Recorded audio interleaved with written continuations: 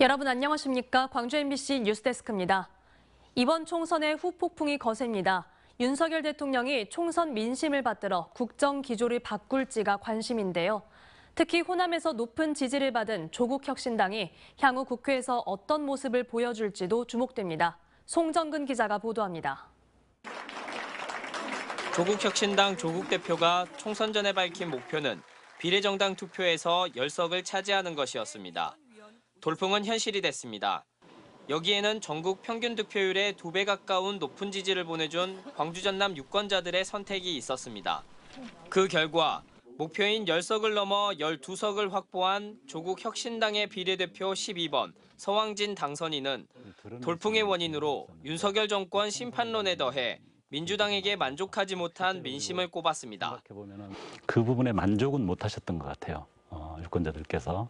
근데 이제 조국 혁신당이 어떻게 보면 단기 필마처럼 나와가지고 그 부분에 대해서 아주 분명하고 확고한 의지를 보여주고 윤석열 정권의 무능과 무책임이 민주당 등 범야권이 압승한 배경이라는 사실에 이견은 없었습니다.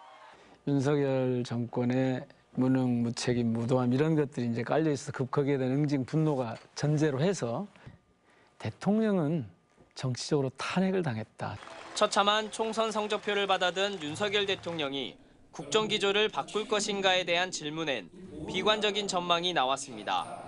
국회에서 만든 법안을 시행령을 통해 와해하고 특검법을 거부하는 등 그동안의 사례를 볼 때 국정 기조 변화는 거의 없을 거라는 겁니다. 대통령이 바뀌는지 안 바뀌는지를 알 수 있는 시금석과 같은 조치는 뭐냐?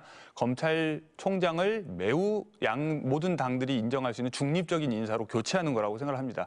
토론에 참석한 당선인들은 22대 국회가 개원하면 비대한 대통령 권력을 견제하고 윤석열 대통령이 국정 기조를 바꿀 수 있도록 하는 입법 활동을 약속했습니다.